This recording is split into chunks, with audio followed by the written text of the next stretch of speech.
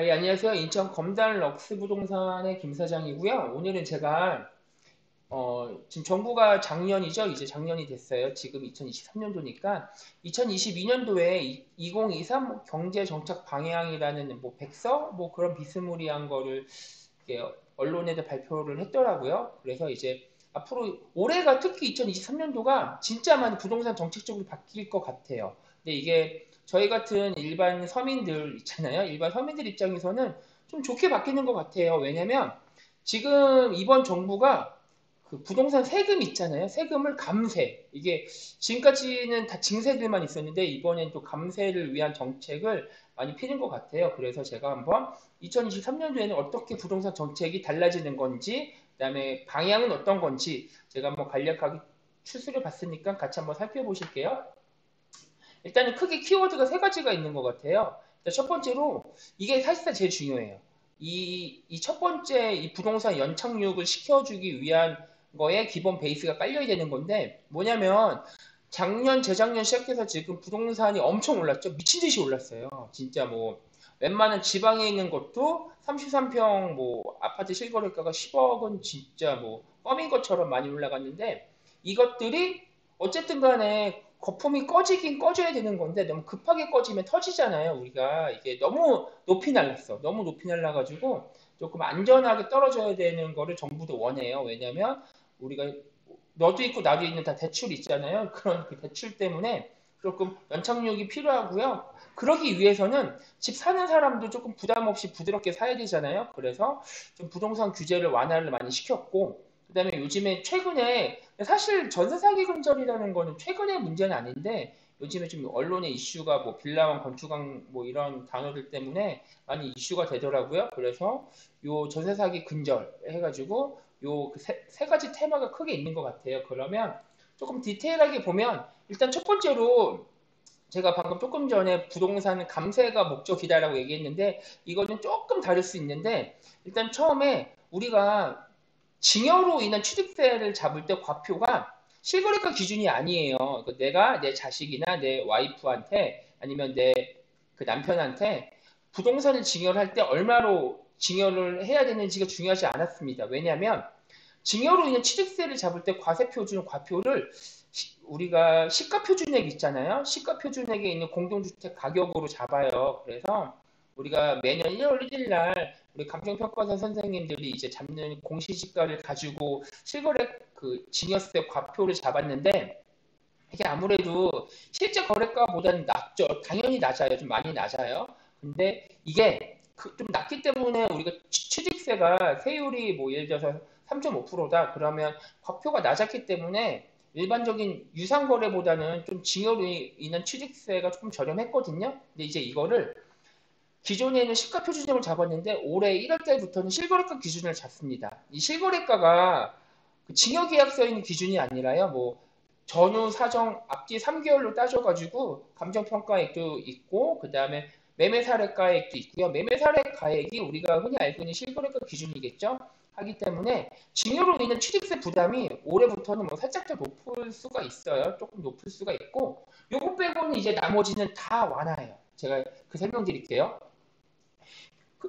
우리가 가장 근본적인 거잖아요. 우리가 2020년도인가요? 그 8.12 대책으로 그때 8.12 대책의 가장 중요한 포인트가 뭐였냐면 취득세를 좀 세게 걷자. 그때 그 정부에서 취득세를 좀 세게 거두려고 하니까 두 번째, 세 번째 사는 집들이 만약에 내가 조정 지역에 있다 그러면 내가 현재 집이 한 채가 어디에 있는지 상관이 없어요. 어디에 한 채가 있고 나머지 한 채를 더 사게 됐는데 그 두 번째에 있는 집이 조정 지역에 있다 그러면은 취득세가 8%였어요. 미쳤잖아요. 8%. 만약에 내가 5억짜리 집을 샀는데 8%를 내면은 취득세만 4천만 원인데 4천만. 그리고 만약에 내가 3주택이다. 뭐 말도 안 되겠지만 12%였어요. 그러면 5억짜리면 내가 취득세를 6천만 원을 내는 거잖아요. 그래서 집을 못 사요. 집을 못 사는 이유가 뭐 그 집이 뭐 앞으로 향후 뭐 전망이 어떻게 낮다 높다 그거를 판단하는 게 아니라 취득세 때문에 못 산다는 건 말이 안 되잖아요. 그래서 이거를 이제 작년에 2022년 12월 21일 날 정부에서 발표를 했습니다. 그래서 8%는 딱 그 절반 DC 해가지고 4%고요. 12%짜리는 6%로 했어요. 이게 근데 이것도 좀 웃겨요. 2022년 12월 21일부터 잔금을 치른 집부터 적용을 한다고 했는데 이게 취득세를 인하하는 것들은 국회에서 입법이 돼야 되는데 아직 2023년 국회에서 아직 이런 거를 하지 않았어요. 정부가 일단 한다. 일단 혼자 떠들었기 때문에 이거를 이제 국회 입법이기 때문에 정부의 목적은 일단은 먼저 일단은 먼저 8% 12% 내고 이제 올해 2023년도에 국회에서 입법을 하게 되면 소급을 해줄게. 근데 이제 소급의 내용이 뭐 나오진 않았지만 낸 차액만큼 다시 돌려줄 것 같아요. 그러니까 뭐 좀 취득세 완화적인 부분이 있고 그 다음에 요즘에 얼마 전에 뭐 그 강동구에서도 뭐 올림픽 파크 포레온도 있었고 그 옆에 뭐 자이 아파트도 좀 많이 있었잖아요. 우리가 청약에 대한 게 지금 인기가 좀 시들었긴 하지만 그래도 아직까지도 분양가가 저렴한 것들은 지금도 인기가 되게 빡셉니다. 되게 빡세기 때문에 근데 너도 서울 살고 싶고 나도 서울 살고 싶잖아요. 근데 우리가 무순위 이제 우리가 그 줍줍이라고 하잖아요. 줍줍을 할 때 만약에 서울에서 줍줍이 발생이 되면 통장 필요 없는데 딱 하나가 필요한 게 입주자 모집 공고일 기준으로 내가 현재 만약에 다 살고 싶어하는 서울에 거주 요건이 돼 있어야 돼요. 그러니까 나는 현재 부산에 산다고 한번 가정해봐요. 아니다. 그 부산은 좀 대도시니까 완전 제가 특정 지역을 말을 안 하겠지만 뭐 저쪽 그 강원도 완전 산골짜기에 내가 산다고 하면 서울에 아무리 뺑뺑이 줍줍을 해도 전 살 수가 없어요. 왜냐면 나는 강원도에 살고 있으니까 하기 때문에 근데 이제 이거를 요즘에 청약시장 개판이잖아요.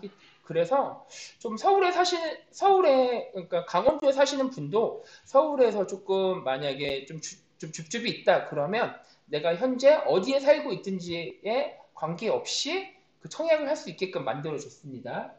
그리고 아까 제가 말했잖아요. 그 전세 사기 방지. 근데 전 이게 제일 의문인 게 과연 이걸로 방지가 될까요? 나는 안 될 것 같은데. 왜냐면 제가 한번 설명을 드려볼게요. 이게 왜 안 되는지. 우선 일단은 제가 봤을 때는 일단 실효성이 없어요. 근데 왜 없냐 볼게요. 자가진단 안심전세 어플을 뭐 올 3월달인가 4월달에 국토교통부에서 뭐 만든다고 하더라고요. 뭐 여기에는 뭐 임대인의 뭐 간단한 정보라든지 그다음에 그 임대인이 뭐 주택임대 사업자인지 아닌지 그리고 그거를 중개한 그 부동산이 있을 거 아니에요. 그 부동산이 정식으로 뭐 등록한 뭐 공인중개사 업소인지 아닌지 뭐 이런 것들을 알려준다고 하는데 그럼 제가 한번 물어볼게요. 과연 이런 것들을 몰라서 우리가 전세 사기를 당했냐? 절대로 아니에요. 절대로 아니고요.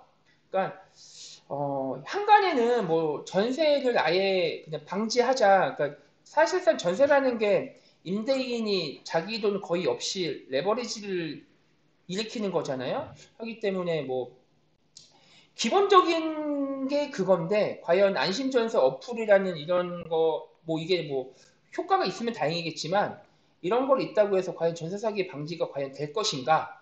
저는 좀 솔직히 말이 안 되고 이 자가진단 우리가 전세 사기라는 게 기본적으로 정부의 비대칭성이에요. 뭐냐면 임대인은 자기의 정보를 아는데 세입자는 그 임대인의 정보를 모르죠. 그렇기 때문에 저희 같은 공인중개사나 임대인이 나 돈 많아 그러니까 나는 네 돈 절대 안 떼어 먹어 하지만 떼어 먹을 거잖아요. 근데 이제 그거를 세입자분은 모르기 때문에 정부에서도 그러더라고요. 전세 사기의 기본적인 거는 임대인과 임차인 간의 정보의 비대칭성 때문에 이제 발생한다라고 말을 했기 때문에 그걸 해소를 시키려고 임차인도 임대인의 정보를 조금 투명하게 알아고 알아라 라는 식으로 해서 안심전세 어플을 런칭을 한다고 하니까 뭐 한번 보죠. 뭐 얼마나 많이 그 근본적인 해소가 됐는지. 그리고 올해 2023년 4월부터는 원래는 지금도 그래요. 지금도 우리가 국세기본법에 보면은 임차인은 임대인의 동의를 구하면 임대인의 세금 체납이 확인이 가능하거든요. 근데 제가 조금 전에도 말했다시피 임대인의 동의를 구해야 돼요. 근데 절대로 해줄 리가 없죠. 그러니까 진짜 명문화는 돼 있지만 거의 사문화가 된 진짜 필요가 1도 없는 그런 명문의 규정이 있었는데 이제부터는 임대인의 동의가 없으면, 임대인의 동의가 필요 없이 약간 보증보험처럼 그냥 우리 계약을 한 세입자는 임대인의 세금 체납, 여기서 말하는 이 세금은 국세, 지방세 다 포함이에요. 그래서 뭐 확인 한번 해 보시고 뭐 알아서 각자 판단해라. 그래서 제가 느낀 거는 임차인 각자 알아서 도색하셔야 돼요. 이거는 뭐 정부를 믿을 것도 아니고 공인중개사 뭐 물론 하셔야 되겠지만 어쨌든 나중에 피해가 발생이 되면 임차인 분들이 알아서 하셔야 되는 문제가 있기 때문에 이거는 조금 조심하셔야 되고요. 그 다음에 재산세랑 종부세를 인하를 해줬습니다. 이게 원래 우리가 재산세랑 종부세는 공시가격 기준으로 판단을 하는 건데 이제 올해죠. 2023년의 재산세와 종부세는요. 올해 1월 1일 날에 시점으로 감정평가 선생님들이 이제 값을 매겼잖아요. 전국 공동주택 가격을. 그래서 어떤 그 시스템이냐면 우선은 공동주택 가격을 일단은 발표가 돼요. 그러면 그 3월 달에 그러면 정부에서도 내가 만약에 네 집값을 10,000원이라고 매겼는데 이 뭐 조금 너무 높거나 낮거나 불만족스러우면은 뭐 의견 게시를 해라라고 기간을 주거든요. 그 기간이 보통 3월 달이고요. 그 기간이 끝나면 4월 달에 최종 공시를 합니다. 최종 공시를 해서 6월 1일 날짜 기준으로 이제 집이 있거나 부동산이 있으신 분들은 재산세나 종부세를 내는데 이게 제가 오늘은 재산세나 종부세 뭐 계산 시스템이 아니니까 간단하게 말씀을 드리면 우리 감정평가 선생님들이 매기는 공동주택 가격에다가 우리 공정시장 가액이라는 비율이 있어요. 그 비율을 곱하고 그 다음에 세율을 곱하는 건데 우리가 지난 정부 때는 뭐 제가 뭐 지난 정부가 뭐 잘했다 잘못했다 말씀을 드리는 게 아니라 우리가 그 공동주택 가격의 현실화율을 잡는 로드맵이 있었거든요. 그러니까 공동주택 가격 우리가 흔히 말하는 그 공시가랑 실제로 매매가 되는 실거래가를 거의 비슷하게 잡으려고 했었어요. 왜냐면 비슷하게 잡으면 아무래도 재산세랑 종부세가 많이 거칠 거 아니에요. 그래서 그때 그 집값을 잡는다고 그런 걸 했었었는데 이제 요즘에는 오히려 반대로 공정시장 가액 비율을 낮추려고 해요. 이걸 낮춰야 우리가 재산세도 좀 낮고 종부세도 낮잖아요. 그러니까 집을 많이 사라 정부에서는. 왜냐면 그래야 제가 처음에도 말씀드렸다시피 부동산 가격에 연착륙이 되니까 뭐 그렇게 해서 아직 인하율이 얼마로 나오진 않았지만 이제 발표가 될 거예요. 그리고 현재 종합부동산세 공제 금액이 현재까지는 6억인데 이제 이게 9억으로 바뀌거든요. 그러니까 그게 무슨 말이냐면 내가 집을 보유를 만약에 한 4채를 했어요. 4채를 했는데 4채에 있는 공시가격 확산을 다 때려 봤는데 9억이 안 된다. 그럼 이러면 저는 종부세 과세 대상이 아닌 겁니다. 또 그리고 이게 어떻게 보면 가장 중요한 거예요. 우리가 양도소득세가 너무 중요하잖아요. 양도소득세가 너무 중요해서 제가 이거는 1탄, 2탄 이렇게 준비를 했는데 일단 첫 번째로 원래 작년 이제 정부가 바뀌기 이전에는 내가 조정지역에 집이 2주택 이상이 있게 되면요. 기본세율이 현재 6%부터 45%까지가 있는데 여기다가 이제 중과세율을 매겨요. 2주택이면 6%부터 45%에다가 20%를 더 업을 하고요. 3주택 이상이면 30%더 업을 하거든요.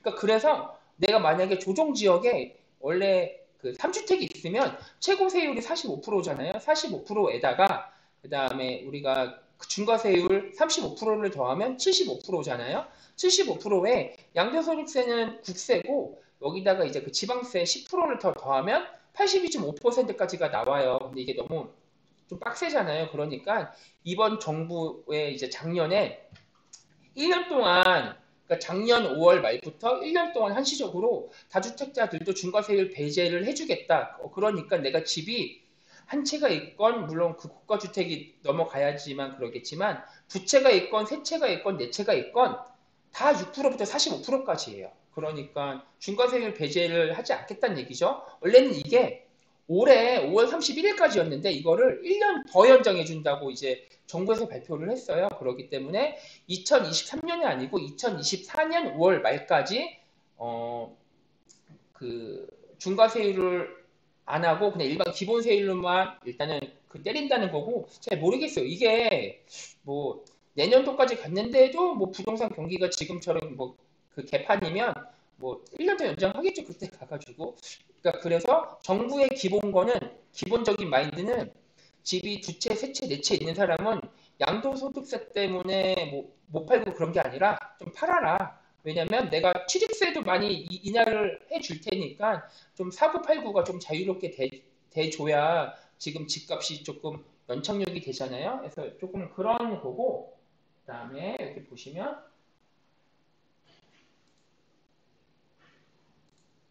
네. 그리고 여기 그다음에 제가 봤을 때는 이게 가장 좀 큰 것 같은데 현재는 내가 단기 이제 양도가 있잖아요. 단기로 이제 양도를 하시는 분들은 진짜 6%부터 45%까지가 아니에요. 거의 미등기 전매랑 비슷한 수준으로 70%를 때렸거든요. 그러니까 내가 분양권이나 주택을 취득을 하고 나서 만약에 내가 양도 차액이 뭐 이것저것 다 떼고 만약에 10억이 났다고 해봐요. 그러면 세금으로만 7억을 냅니다. 7억을. 거기다가 뭐 지방소득세까지 내니까 7억 7천만 원을 내는 건데 집을 못 팔죠 사실은. 그래서 양도소득세도 인하를 해줬어요. 그러니까 원래는 현행은 1년 이하 단기 초단기 매매는 70%였는데 이거를 그 45%로 맞췄고요. 왜냐하면 현재 기본 세율의 최고 구간이 45%이기 때문에 그런 거예요. 근데 저는 이게 놀라운 게 아니라 1년 이상 된 집들 있잖아요. 뭐 1년 이상 내가 그 분양권이나 그 주택으로 갖고 있으신 분들은 60%가 아니라 그냥 6%부터 45%까지 기본 세율로 해준대요. 저는 이게 가장 큰 것 같고요. 근데 여기서 말하는 이 세율은 지금 당장 시행하는 건 아니고요. 이제 올해 2023년에 국회에서 입법을 시켜주고 기획재정부에서 언제부터 하겠다라는 이제 그런 발표가 나올 거예요. 그렇게 그 시점부터 이제 되는 거고요. 현재 1세대 1주택이 원래는 9억이었다가 뭐 작년인가 재작년에 11억으로 바뀌었잖아요. 근데 이제 이게 올해부터는 12억까지 1억이 더 증가가 됐어요. 그러니까 내가 현재 1세대 1주택인데 내가 집을 지금 현재 기준에서는 만약에 내가 11억 5천만 원에 판다 이러면 11억까지는 비과세고 5천만 원에 대해서는 제가 양도소득세를 내야 되는데 이제 만약에 이게 시행이 되면 12억까지는 내가 팔아도 양도소득세를 안 냅니다. 그러니까 양도소득세는 안 내는데 양도소득세 신고를 하셔야 돼요. 그리고 재작년인가요?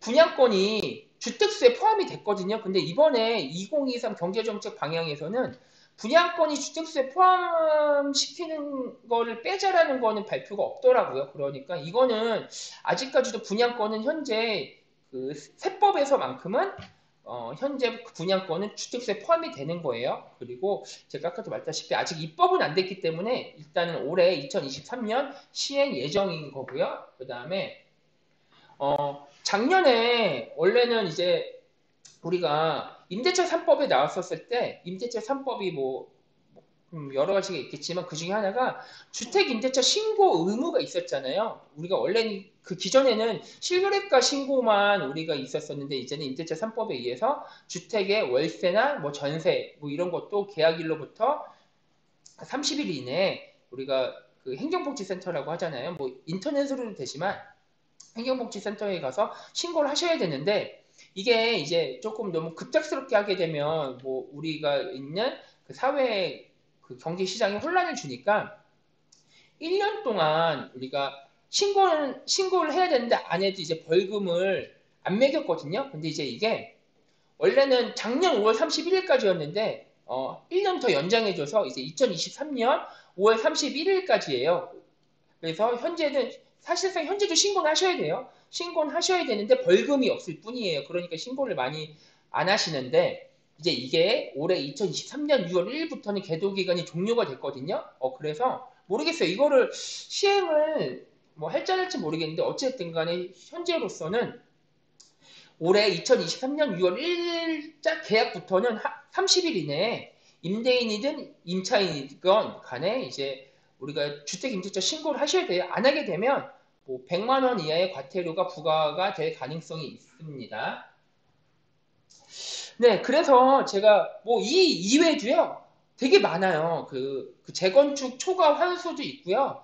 그 다음에 뭐 각종 등등 그 공법상의 뭐 혜택들도 많고 되게 바뀌는 것들이 많지만 제가 뭐 그런 것까지 일일이 다 설명드리기에는 시간이 좀 부족하니까 제가 이렇게 조금 간략하게 우리 그 부동산 공인중개사 입장에서 좀 바뀌는 것들을 제가 설명을 했고요. 일단 결론을 내면 이번에 정부에서 취임을 하자마자 되게 많이 뭐 말씀을 하시더라고요. 불합리한 부동산 규제 정상화라는 거를 많이 말씀을 하셨는데 뭐 제가 봤을 때는 뭐 불합리한 것도 있었었고 뭐 덜 불합리한 것도 있었었는데 이제 이거를 규제를 정상화를 시키는 거고요. 그 다음에 지금 현재 부동산이 급락을 하면 안 되니까 이제 연착륙 조금 서서히 거품이 꺼져가는 건 인정을 하는데 조금 서서히 꺼져가자라는 거를 조금 원하시는 것 같고요.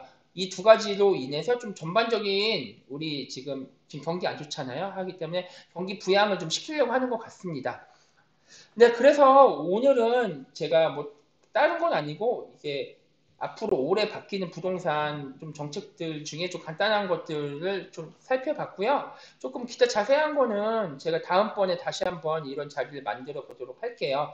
그럼 지금까지 검단 럭스 부동산의 김 사장이었고요. 뭐 좀 궁금한 게 있으시면 밑에 댓글로 주시면 제가 아는 범위 내에서는 댓글을 달아드릴게요. 네, 그럼 감사합니다.